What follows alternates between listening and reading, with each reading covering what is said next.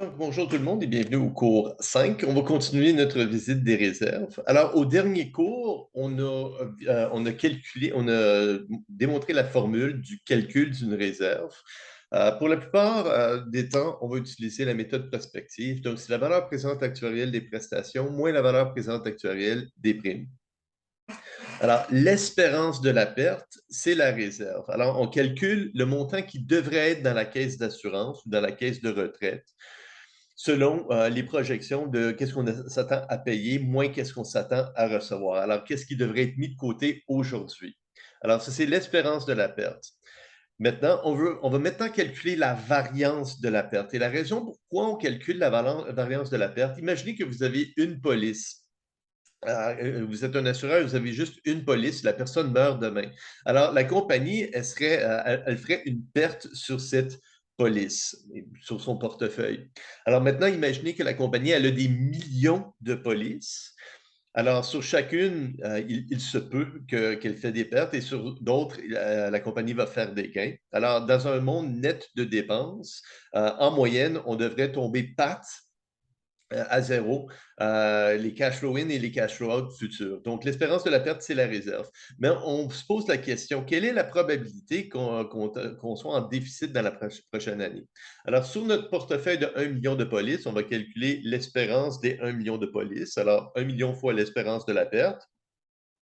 Et sur ce 1 million, on va calculer la variance de la perte et on va utiliser la normalité pour calculer la probabilité. Quel est le nombre minimal de polices qu'on doit avoir pour avoir un maximum de 5 de chances de perte dans la prochaine année? Alors, c'est le genre de question. Ou ben donc, avec les polices qu'on a en vigueur, quelle est la probabilité que la compagnie fasse une perte dans la prochaine année? Et pour ceci, on calcule la variance de la perte. C'est un peu comme un casino. Je veux dire, un casino, si vous jouez une fois à la roulette, vous avez une chance sur 36 de gagner de l'argent et que le casino est perdant. Ça, par contre, si vous jouez à 1 million de fois, en moyenne, vous allez perdre 8 cents à chaque fois que vous jouez à la roulette. Donc, le casino peut se poser la question, si quelqu'un joue 1 million de fois, quelle est la probabilité qu'on fasse une perte? Elle serait probablement petite, c'est un casino. Les casinos, ils perdent pas de l'argent. Alors, c'est le même principe. Alors, avec beaucoup de police, la probabilité que la compagnie soit en déficit dans une année, elle serait très basse.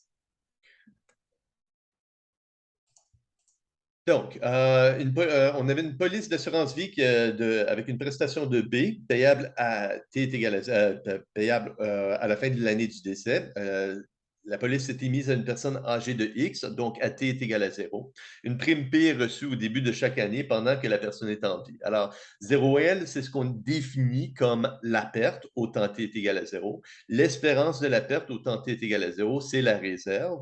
Alors, l'espérance de la perte à t est égale à zéro, dans la plupart des cas, vont être égales à zéro. Il n'y a aucune prime qui a été payée, il n'y a aucune prestation qui a été versée. Et selon le principe de l'équivalence actuarielle, si les prestations, la valeur présente actuarielle des prestations est égale à la valeur présente actuarielle des primes, donc la réserve au temps t est égale à zéro devrait être zéro. Par contre, la variance de la perte ne va pas être égale à zéro. La seule fois que la variance de la perte peut être égale à zéro, c'est s'il n'y a aucun doute sur les paiements. Alors, comme une dotation pure. Une dotation pure, autant T est égal à N, on sait exactement combien qui va être payé à 100 des cas, donc il n'y a aucune variance.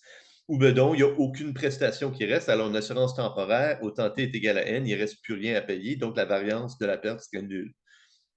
Donc, on définit la perte comme la valeur présente du bénéfice moins la valeur présente de toutes les primes qui sont reçues. Alors, l'espérance, la valeur présente actuarielle des prestations moins la valeur présente actuarielle des primes, bien, ça, c'est l'espérance de la perte. Alors, T, c'est l'inconnu, grand T, le temps de vie futur d'une personne âgée de X. Donc, dans le cas discret, la variance de la perte, ben, c'est la variance du bénéfice de décès. Donc, B, V à la T moins petit t, indiquant quand on fait le calcul. Alors, une personne va décider au temps t à partir du temps t est égal à zéro et on est petit t dans le futur. Donc, la variance au temps t est égal à 10 pour une police émise à 20. Bien, le temps de vie futur, c'est le temps du temps 20 que la personne va mourir et donc à 30, il y a 10 années de moins au temps de vie futur. Gros T, grand T, c'est l'inconnu. Moins des primes qui vont être reçues pendant que la personne est en vie. Donc, la personne est en vie au temps zéro.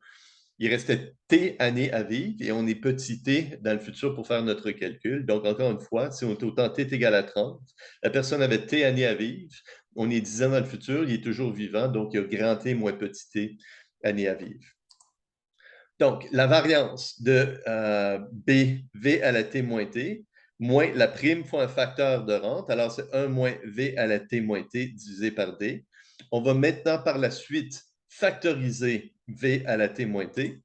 Donc, la variance de B plus, alors, moins P divisé par moins D, donc plus P sur D fois VT, moins P fois 1 moins D, 1 divisé par D. Donc, la variance de AX plus B, où est-ce que A et B, c'est des constantes, c'est A carré fois la variance de X. Et donc, c'est A carré, c'est B plus P divisé par D au carré fois la variance, ici X et V à la T moins T. Et la variance de VT moins T, on l'a vu au chapitre 4 quand on a fait les assurances, c'est la valeur présente actuarielle des prestations à 2 fois le taux d'escompte, moins la valeur présente actuarielle des prestations au carré. Donc, c'est B plus la prime divisée par D au carré fois la valeur présente actuarielle des prestations à 2 fois la force, à 2 fois le taux d'escompte, moins la valeur présente actuarielle des prestations au carré pour une police de 1 $. Dans le cas continu, c'est exactement la même chose. Alors, le paiement va se faire au temps T, donc la valeur présente de V à la T moins T de B $, moins une prime qui va être payée continuellement à chaque année pendant T moins T années. Alors, encore une fois, ça devient la variance de B plus P sur delta fois le facteur d'escompte moins P sur delta. Et encore une fois, AX carré, AX, la variance de AX plus B, c'est A carré variance de X, A carré fois variance de X. Donc, A carré, A, ici, c'est B plus P sur delta. Alors, ça va être B plus P sur delta au carré fois la variance de X. Ici, X, c'est la valeur présente de 1 $, payable au moment du décès. Donc, la variance de V à la T moins T. Et encore une fois, ça, c'est une assurance c'est la valeur présente de 1 $. Alors, une assurance vie entière avec 1 $ payable au décès. Donc, la variance de la valeur présente, c'est la valeur présente actuarielle des prestations à 2 fois la force d'intérêt, moins la valeur présente actuarielle des prestations au carré. Donc, exemple, les décès sont uniformes entre 0 et 100. Une assurance vie entière est émise à une personne de 30 ans avec des primes payables continuellement. Delta est égal à 5 Calculer la variance au temps t est égal à 10. La variance de la perte à t est égal à 10. Donc, pour ceci, on a besoin de calculer la prime. Donc, on a besoin de savoir quel est le facteur d'assurance, la grand A bar 30. On a besoin de savoir les primes vont être payables viagèrement. Donc, on a besoin de petit A bar 30, le facteur de rente, pour calculer la prime P qui va être payable continuellement de 30 viagèrement. Par la suite, au temps t est égal à 10, la réserve, elle est égale à la valeur. Ce n'est pas la réserve qu'on regarde, alors on va regarder, on va calculer le bénéfice B fois P divisé par delta au carré. On doit calculer un facteur d'assurance au carré à 40 ans et on doit calculer le facteur d'assurance à 40 ans au carré. Donc, au dernier cours, on a fait ce calcul. Alors, si c'est uniforme entre 0 et 100, une personne âgée de 30 ans a une mortalité qui est uniforme entre 0, t est égal à 0 aujourd'hui, et 70 ans dans le futur. Donc, t est égal à 70. Donc, de x va de 30 jusqu'à 100. Alors, c'est une fonction de mortalité uniforme. Les décès sont uniformes, donc une distribution uniforme des décès. Alors, la TPX mu x plus t, c'est égal à 1 sur 70. Et on va faire l'intégrale de 0 à 70 de E à la moins delta t fois la fonction de densité qui est de 1 sur 70. On a calculé ça au dernier cours. Par la suite, pour calculer petit a bar 30, c'est 1 moins le facteur d'assurance divisé par delta. On l'a calculé au dernier cours, c'est 14,458. Et en conséquence, on est capable de calculer la prime. On l'a fait aussi au dernier cours. Alors, 1 $ qui serait versé au moment du décès, la valeur présente de ce 1 $ est égale à la prime payable continuellement, à la valeur présente actuelle des primes. Donc, grand A bar 30 divisé par petit A bar 30 est égal à la prime. C'est une prime viagère payable de 30 jusqu'au décès. On a calculé au dernier cours. Maintenant, à 40 ans, le facteur d'assurance, alors les décès sont uniformes sur les 60 prochaines années. Donc, TPX mu X plus T, la fonction de densité de la mortalité, c'est 1 sur 60.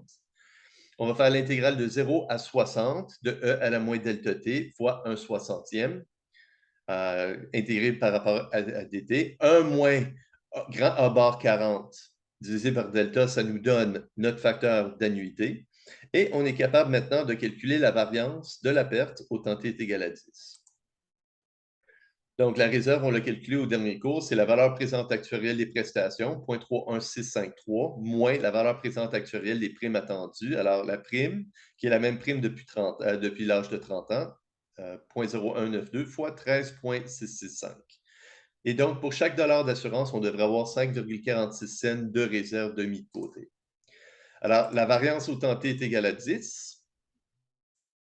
La variance au temps t est égale à 10, c'est la prestation 1 $ plus la prime divisé par delta, 5 % au carré, fois le facteur d'assurance au carré moins le facteur d'assurance au carré. Donc, on a besoin du facteur d'assurance avec 2 fois la force d'intérêt. Donc, si la force d'intérêt, c'est 5 2 fois la force d'intérêt, alors ce serait 10 Alors, c'est la valeur, l'espérance de VT au carré. Alors, l'espérance de VT au carré, c'est l'espérance de V à la 2T. Et donc, c'est E à la moins 0,05T au carré, qui est égal à E à la moins 0,1T, intégré de 0 à 60 et la fonction de densité de la mortalité. Alors, c'est uniforme sur les 60 prochaines années, c'est 1 sur 60. Ce qui nous donne un facteur d'assurance au carré de 0,16625.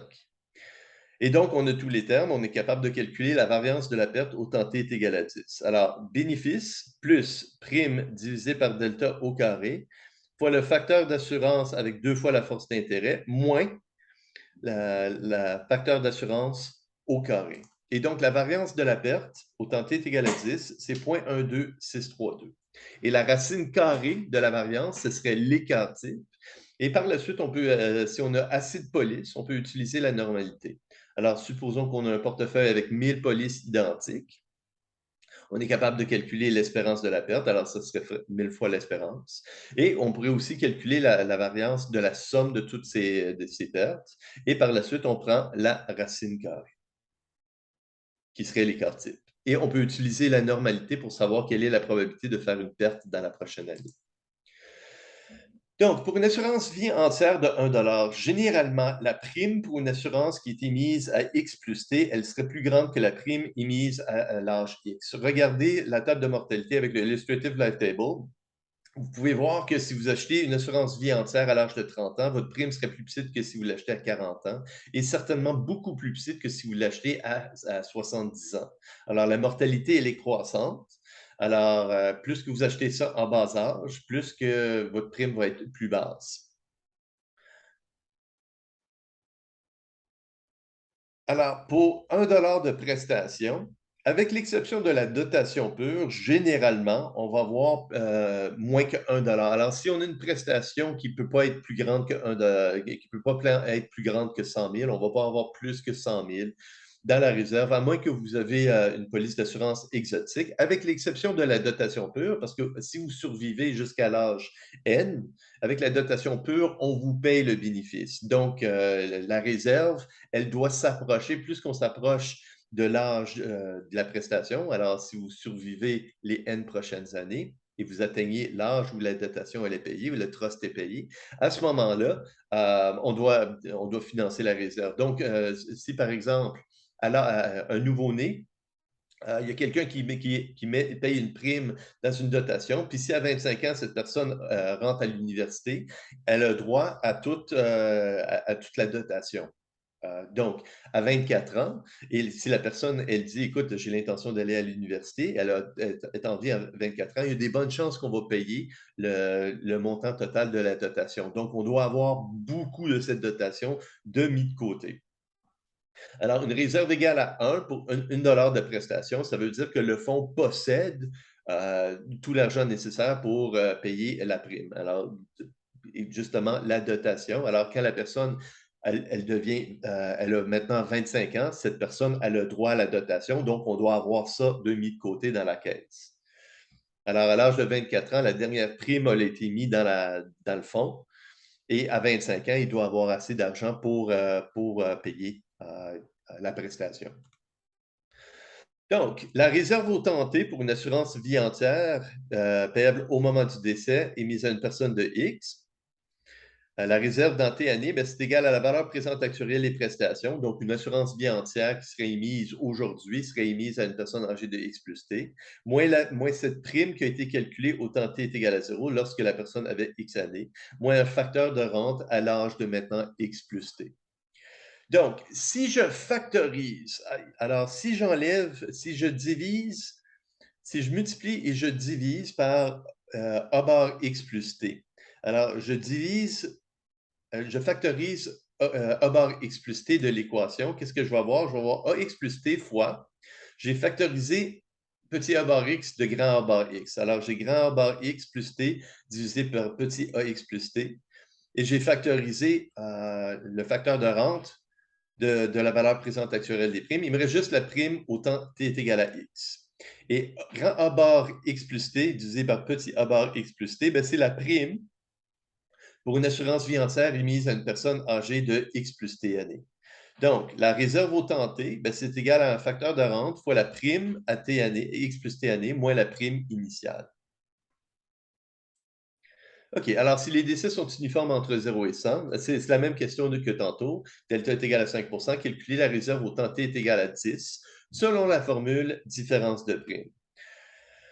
Donc, c'est égal à un facteur de rente à 40 ans, on l'a déjà calculé. On n'a pas calculé la prime à 40 ans, on a calculé la prime à 30 ans. Donc, la prime à 40 ans, c'est tout simplement l'assurance à 40 ans divisé par la rente à 40 ans. Donc, une prime serait de 2,32 au lieu de 1,92 Et donc, la réserve, c'est le facteur de rente fois la prime à 40 ans moins la prime à 30 ans, et ça nous donne notre 5,46 cents par dollar d'assurance. De toutes les formules de réserve, celle qu'on va utiliser le plus souvent, c'est le facteur de rente. Alors, on va le voir, il y a 4 variations de la même formule. Alors, valeur présente actuelle des prestations moins valeur présente actuelle des primes. Et il y a quelques ajustements qu'on peut faire pour avoir une différente formule pour la réserve. Donc, encore une fois, la réserve au temps T, c'est la valeur présente actuelle des prestations moins la valeur présente actuelle des primes. Donc, maintenant, je vais factoriser grand A bar X plus T de mon équation. Alors, si je factorise grand A bar X plus T de mon équation, qu'est-ce qui va me rester? C'est A bar X plus T fois 1 moins P fois le facteur de rente divisé par le facteur d'assurance. Et donc, le facteur de rente divisé par le facteur d'assurance, c'est tout simplement 1 sur la prime pour une assurance vie entière émise à X plus T. Donc, la formule assurance payée, c'est égal à A bar X plus T fois 1 moins la prime pour une assurance vie entière émise à X divisé par la prime pour une assurance vie entière émise à X plus T. Voyons avec notre exemple. Quelle est la réserve au temps t est égal à 10? Donc, ce serait égal à A bar 40 fois 1 moins la prime pour une assurance vie émise à 30 ans divisé par la prime pour une assurance vie émise à 40 ans. Donc, A bar 40 moins la prime fois 1 moins la prime à 30 ans divisé par la prime pour une assurance émise à 40 ans. Donc, c'est égal à 0,3167 fois 1 moins 0,0192 divisé par 0,0232. Et encore une fois, ça nous donne 5,46 cents par dollar d'assurance. Alors, ça, c'est la formule assurance payée. Donc, celle-ci, la formule de rente, celle-ci, c'est ma préférée. C'est elle que j'utilise le plus souvent. C'est un peu plus difficile la dériver, donc je l'ai dérivée pour vous. Donc, la formule, c'est 1 moins le facteur de rente à 40 ans divisé par le facteur de rente à 30 ans. Alors, comment est-ce qu'on est arrivé à ça? C'est la valeur présente actuarielle des prestations moins la valeur présente actuarielle des primes. Alors, la valeur présente actuarielle des prestations, c'est 1 moins D fois un facteur de rente moins la valeur présente actuarielle des primes. Maintenant, on a un facteur de rente qui est commun. On va l'enlever. Alors, 1 moins D plus P fois le facteur de rente. P, c'est égal à grand AX divisé par petit AX. Alors ici, je l'ai fait dans le cas discret. Et si je multiplie le D par A' X au numérateur et au dénominateur, qu'est-ce que je vais voir? C'est D A' X plus grand A bar X, AX divisé par A' X. Et D A' X, c'est égal à 1 moins le facteur d'assurance plus le facteur d'assurance. Et donc, les facteurs d'assurance, ils viennent s'annuler. Et qu'est-ce qui me reste? C'est 1 moins A' X plus T divisé par A' X. Et dans le cas continu, ce serait la même chose, mais ça serait avec des barres au lieu des trémas.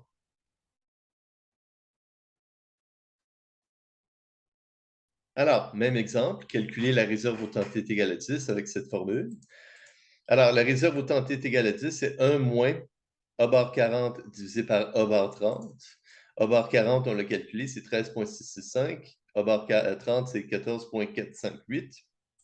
Encore une fois, la réserve est égale à 5,46. De toutes les formules de réserve, c'est celle-ci celle que moi, personnellement, j'ai utilisée le plus souvent. Donc, si toutes les autres, vous pouvez les dériver, mais s'il y en avait une à apprendre par cœur, personnellement, c'est mon opinion que celle-ci, c'est la plus importante. Ben, c'est celle que moi, j'ai utilisée le plus souvent. Et la formule de prestation, je vais vous laisser dériver la formule par vous-même, mais la formule de prestation, c'est une assurance vie entière émise à une personne de X plus T moins la valeur présente actuarielle des prestations d'une assurance vie entière émise à X divisé par 1 moins la valeur présente actuarielle des prestations à une personne émise âgée de X. Alors, en exercice, vous pouvez dériver la formule. Je n'ai pas vu la peine de le faire pour vous. Parce que personnellement, je n'ai jamais utilisé cette formule-là. Alors, les décès sont uniformes entre 0 et 100. Delta est égal à 5 même calcul. Alors, la réserve au temps t est égale à 10. Ben, c'est égal à A40 moins A30 divisé par 1 moins A30. Donc, 0,31653 moins 0,27708 divisé par 1 moins 0,27708. Ben, encore une fois, c'est égal à 5,46.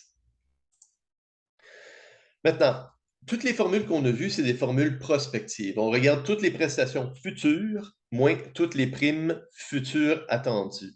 S'il n'y a aucun changement dans la police, la police n'est jamais renégociée, on peut utiliser la formule rétrospective. La formule rétrospective, ça dit que en bas âge, normalement, la prime, elle est plus élevée qu'une assurance temporaire 1 an. Alors, la prime pour une assurance temporaire 1 an serait beaucoup plus basse qu'une prime pour une assurance vie entière. Alors, imaginez deux personnes. Une personne achète une assurance vie entière avec des primes en début d'année viagère. La deuxième personne paye juste le montant d'assurance pour la prochaine année. Donc, elle paye la prime pour une assurance temporaire 1 an au début de chaque année.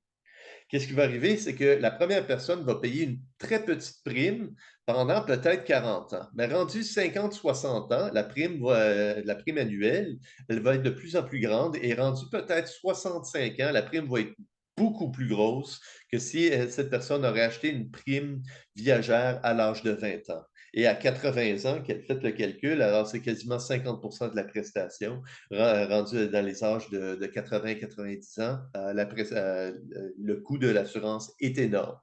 Tandis que l'autre personne a payé un gros montant. Pendant toutes les années où est-ce que la mortalité était plus basse que la prime, ou le coût d'assurance était plus bas que la prime, ce surplus, ce n'est pas des profits pour l'entreprise, c'est ce qui doit être mis de côté pour payer les prestations futures, ce qu'on appelle la réserve. Donc, si on prend toutes les primes qui ont été payées avec intérêt, et on soustrait tous les coûts d'assurance, la valeur présente actuelle de tous les coûts d'assurance, on va voir la réserve. Alors, c'est la somme de tous ces surplus annuels historiques accumulés avec intérêt. Maintenant, s'il y a une différence, si la police elle est renégociée ou s'il y a quelque chose qui arrive, je veux dire, on ne peut plus utiliser la formule rétrospective. Les formules prospectives, on pourrait tout le temps s'en servir. Imaginez une convention collective qui renégocie un contrat et la prestation, elle est différente. Donc, la formule rétrospective n'est plus efficace, ne calcule plus le montant qui doit être mis de côté. Donc, la formule rétrospective. Alors, la formule rétrospective, on va se mettre au temps t est égal à 0. Au temps t est égal à 0, on calcule la valeur présente actuelle de toutes les primes. Alors, on veut savoir quelle est la réserve au temps t. On commence par regarder. Alors, de 0 à... La personne est toujours en vie au temps t. De 0 à t, cette personne, elle a payé des primes. Alors, la valeur présente actuelle de ces primes entre 0 et t, c'est la valeur présente, c'est P fois un facteur de rente temporaire, sachant que la personne a survécu. Et les coûts d'assurance qui ont été versés, on va les calculer au temps t est égal à 0. Alors, c'est la valeur présente actuelle d'une assurance vie entière, une assurance temporaire t année. Okay? Ce calcul se fait au temps t est égal à 0. Mais on veut le calcul au temps t est égal à t, sachant que la personne a survécu. Donc, on va diviser par t ou ben donc multiplier par 1 plus i à la t. On divise par vt. Et on doit aussi ajuster pour le fait que la personne a survécu jusqu'à l'âge t. Donc, on va diviser par tpx. Donc, P fois le facteur de rente, c'est la valeur présente actuelle des primes payées entre 0 et t. Alors, le facteur d'assurance, c'est la valeur présente actuelle des coûts de mortalité. Alors, c'est comme une assurance temporaire entre 0 et t. Et on divise par VT-TPX, sachant que la personne a survécu jusqu'à l'âge t. Donc, VT, c'est 1 divisé par 1 plus i à la t. Si on divise par 1 sur 1 plus i à la t, c'est comme multiplié par 1 plus i à la t. Donc, on fait tout simplement actualiser avec intérêt. Et si on divise par TPX, ben c'est tout simplement parce qu'on tient compte que la personne a survécu. Alors, c'est VT-TPX. Alors, le facteur de dotation pure, alors c'est un facteur d'accumulation actuarielle. Alors, les décès sont uniformes entre 0 et 100. Alors, encore une fois, c'est notre même calcul. Alors, on va calculer la valeur la valeur de la réserve au temps t est égale à 10 selon la méthode rétrospective. Donc, c'est tout simplement la valeur présente actuelle des prestations moins la valeur présente actuelle des coûts de mortalité divisé par VT-TPX. Donc, la réserve au temps t est égale à 10. C'est la valeur présente actuelle des prestations entre 0 et 10 ans, moins la valeur présente actuelle des coûts de mortalité divisé par V10, 10px. Donc, V10, 10px, ben, c'est E à la moins delta t. Et la probabilité qu'une personne âgée de 30 ans survit à 40 ans, ben, c'est une distribution uniforme des décès. Donc, la probabilité de mourir, c'est 10 sur 70. Donc, la probabilité de survivre, c'est 60 sur 70. Donc, le facteur actuel, c'est 0,5199.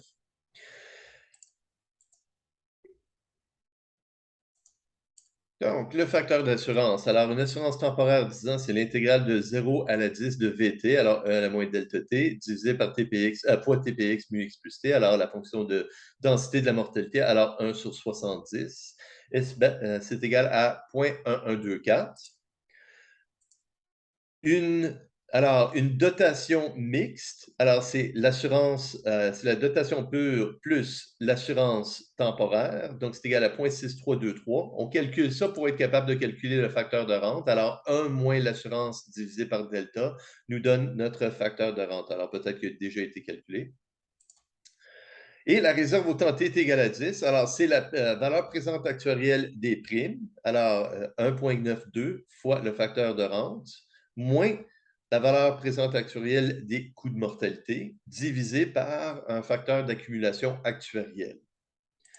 Et c'est égal à 0,0546. Il y a peut-être eu de l'arrondissement ici et là. Alors, à la quatrième décimale, il y a un peu d'arrondissement.